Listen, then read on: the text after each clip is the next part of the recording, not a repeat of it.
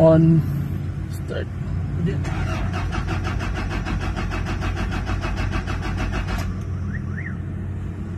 Start pa natin isa. So ito na yung kanyang ano guys, yung papalitan natin yung kanyang speed sensor. Neil, start daw dito.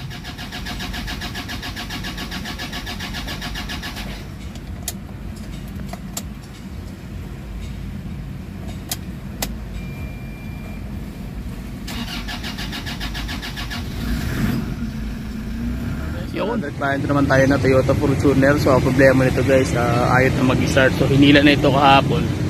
So samahan nyo ko sa basic pointers kung anong ano yung magagawa natin na paraan para makuha nyo kung ano yung dahilan at kung paano natin mapapa-start ulit. So tara, let's start, let's do it. Pasok natin guys, pantalin natin.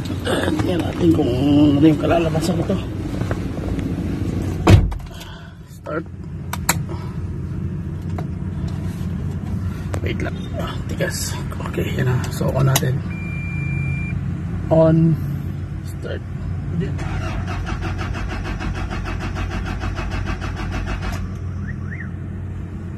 Start pa natin isa.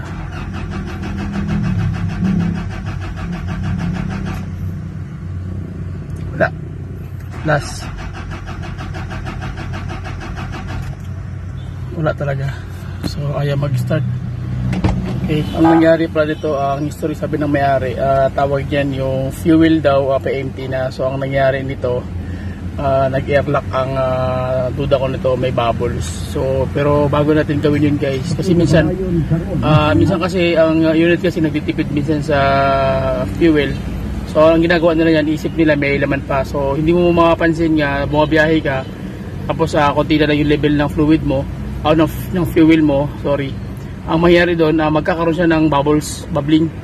So ngayon magkakaroon siya na tinatawag na airlock, sapagkat once na yung bubbles mahigop yung mapunta doon sa fuel system, magkakaroon siya ng tawag niya ng vacuum doon sa loob ng common rail system. So pati sa fuel line, so magkakaroon siya ng low pressure ng fuel. So yung common rail magbabubbles yun, kaya magkakaroon siya ng airlock. So yun po yung pahapyaw na paliwanag doon. Kaya para sa akin, kayong mga unit owner, ingatan nyo, kailangan na may laman po talaga yung minimum ng mga kalahati. Ito natubilan to na ginalagyan ng fuel, alanganin na pa-empty na siya. So hindi na alam kung ano naging history, bakit tawag dyan bigla na lang gano'n na namatay daw bigla. So ibig sabihin meron na marami ng hangin yung loob ng kanyang fuel system. Okay, so gawin natin mag-undergo tayo ng engine scan. So ayan yung engine scan natin guys. I-set up ko muna para engine scanner natin na Ansel brand na X700. Okay, set up ko muna guys, balik ako. So nauna natin yung ating engine scanner na Ansel X700. So sa magtatanong sa akin, yung port ng DLC ng Toyota Fortuner, ayan po. Ayan, nasa part ng ilalim. Ayan yun. Okay, so ayan po yung kanyang port. So salpak ko natin guys. Salpak natin para makita nyo kung paano siya tirahin step by step. Basic pointers tutorial pa rin. At least alam nyo yung setup. Mag-isa na kasi tayo lagi guys, nag-vlog ako lang mag-isa, nagtitira ng unit yung mga dadurman tayo. Pero pagdating sa electronics, paano siya, ibang usapin. Okay, so ginawa ko, nilagyan ko na rin ng konting fuel para tumaas na yung level ng fuel guys. So undergo natin ang engine scan. Okay, so ayan na guys, set up na natin. Okay, so diagnose natin guys. Ayan, para makita nyo yung paano siya gagawin. Okay, so tayo, Asia yan, dahil Toyota Fortuner to. So Toyota. Okay, so vehicle auto scan. Naka-auto scanning na siya guys. Tapos makita nyo yung basic pointers kung paano siya titirahin. Yun yung mahalagang doon, tira doon. Buktan na ko, ready pa. Okay, so scanning the vehicle, please wait. Reading niya pa.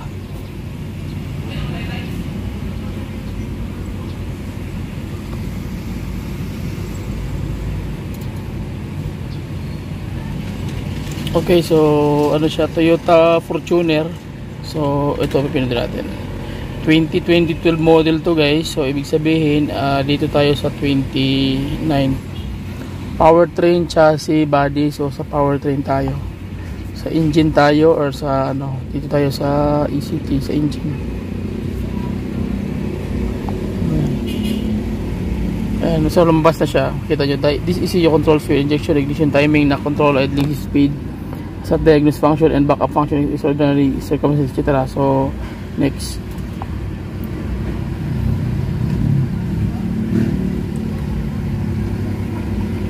Ayan, makuha nyo lang yung basic pointers guys at least may idea kayo. And then trouble codes. Okay, so ito na yung kanyang ano guys, yung papalitan natin yung kanyang speed sensor. Ayan, vehicle speed sensor.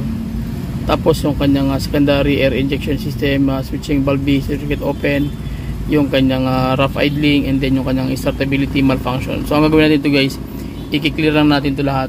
Tapos ang gagawin natin yung tawag niyan, yung fuel ng system ng kanyang diesel. Check natin yung makina para makita natin kung ano yung kalalabasan dun sa kanyang bubbling.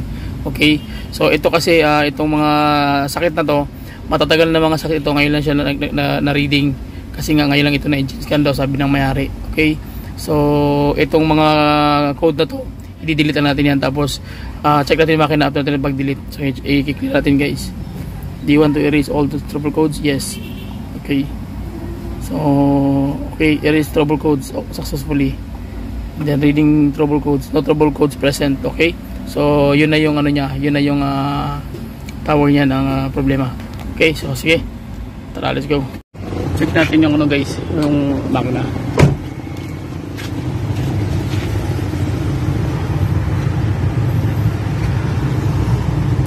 Okay, so tingnan natin yung ano nito, yung common rail, kung meron ba siyang ano, meron ba siyang pressure. Ito bubuksan natin to kung ano, parang di siya nila Brad. Abrihan na to ni. Tingnan natin kung meron ano, kung meron siyang supply ng ano, pressure ng injector.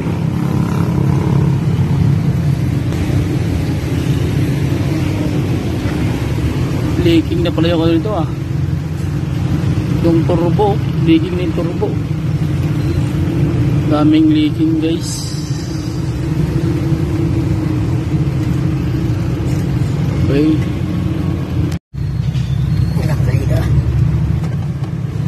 Nel, start daw dito. Yan, luwag na na.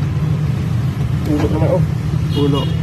Suka hangin Hangin Ayan kita nyo, bubbles. Sige. Bubbles.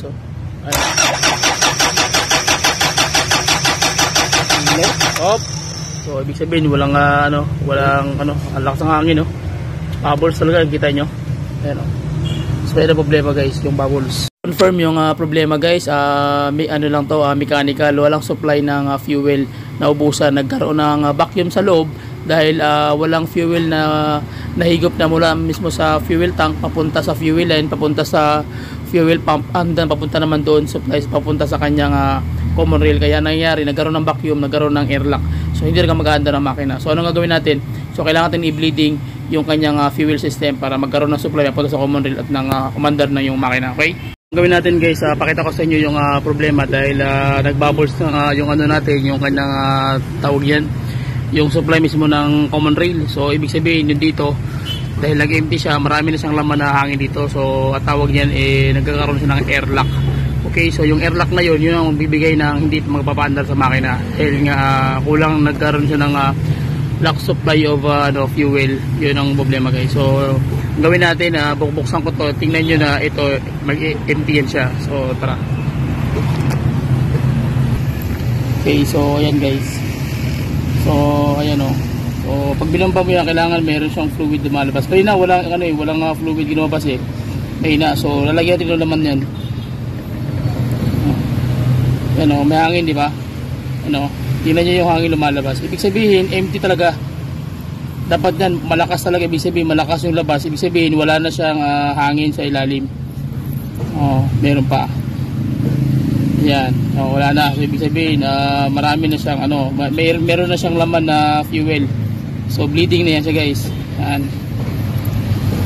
Kailangan lakasan talaga yung bomba para maubos yung hangin doon.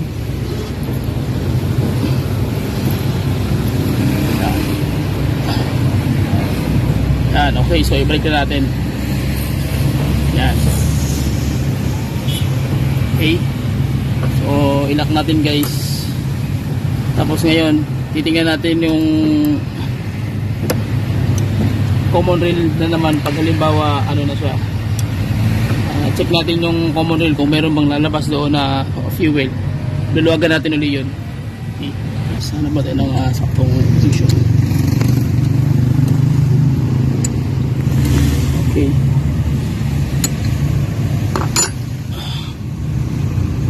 Kailangan may lalabas sa crudo dito pag binabomba natin ito. Yan. So dahil high pressure yan siya, guys. So yan, matigas na. So ang gagawin natin, i-start ko para tingnan natin kung may lalabas dito na crudo sa high pressure nya. Okay. So tawag dyan high pressure na punta sa common rail. So ang gagawin natin, i-start yung makina. Tingnan nyo kung may under na tubig na dyan, fuel. Okay.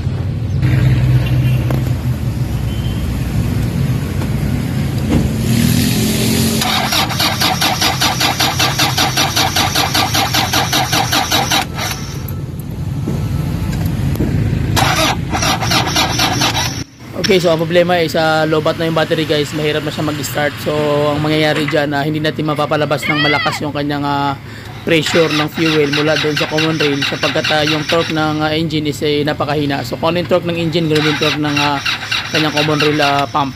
Okay, so kailangan natin ng battery na malakas para lumabas mismo yung kanyang natawag na fuel pressure. Pero kahit paano, guys, makikita nyo merong tulo na lumalabas. Ibig sabihin kahit paano meron ng supply yung kanyang common rail pressure. Okay, so gawin natin, supply natin ng malakas na battery and then okay na yan.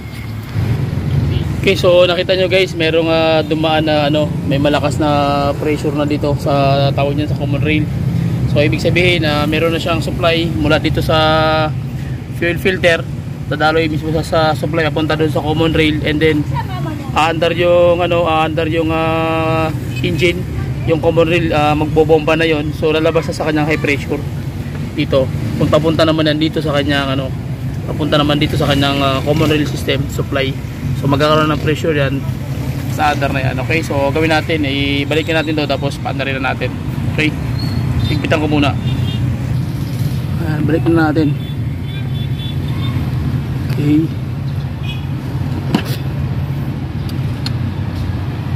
lock natin, guys.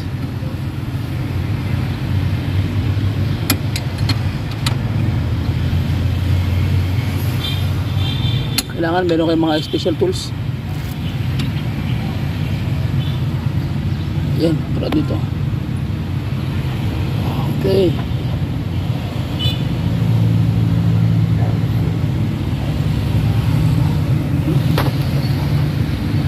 Okay. Yan.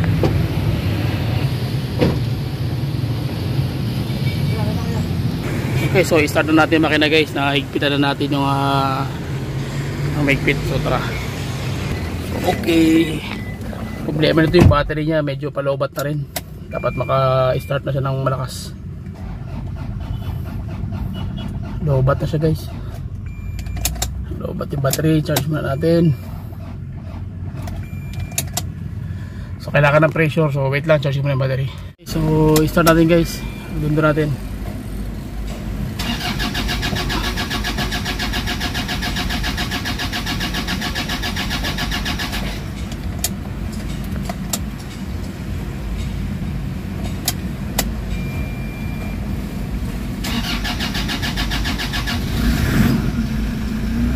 Yun.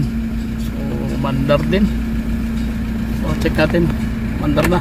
Kwarta na. Boss lot, tapunta. Tama na mula ng mayari. Butas na naman yung bulsa na may-ari ito guys. Ayan na. Paka na siya.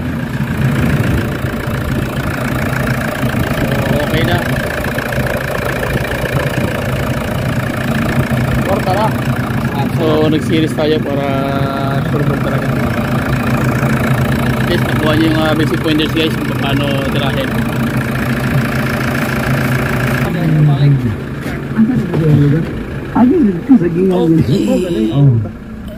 Patayin natin tapos start natin ulit. Tingnan natin kung ano mangyayari.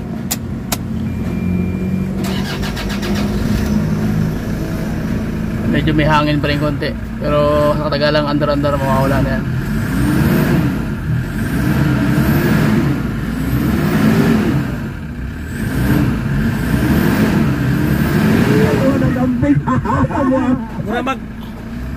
Alag magkinaw.